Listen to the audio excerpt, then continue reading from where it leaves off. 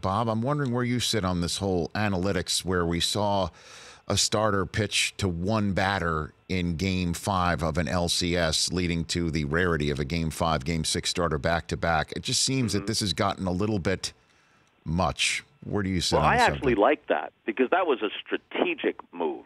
That was a move to have the Dodgers set up their lineup one way for a lefty, Miley, and then pull Miley out. And Counsell intended to use him in Game 6 all along. So I kind of like that. I thought that was a cool chess move. What we are seeing, though, is a guy pitching extremely well. He gives up a bloop single in the 5th inning.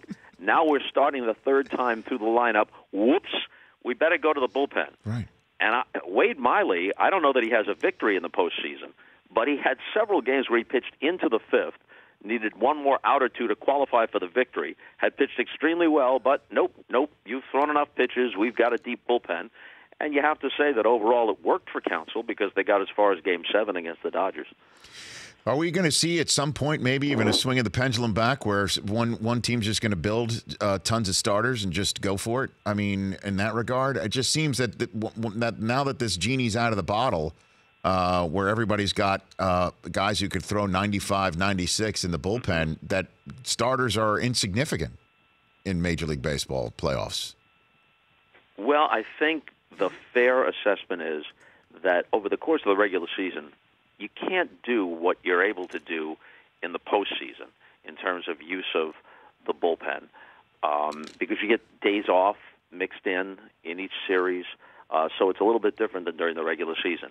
Here's the advantage in the regular season of pitchers that can go deep into games, not necessarily pitching 20-plus complete games like Bob Gibson or Sandy Koufax or someone like that, but at least go deep into games. It isn't just that the best starting pitchers should be effective enough, but it saves your bullpen. And if you're that bullpen dependent, it isn't just starters who can wear down, it's relievers who can wear down or get injured during the course of a season.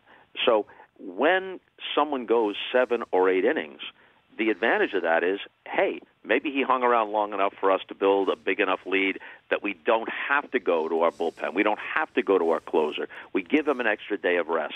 All that stuff has a domino effect over the course of a season.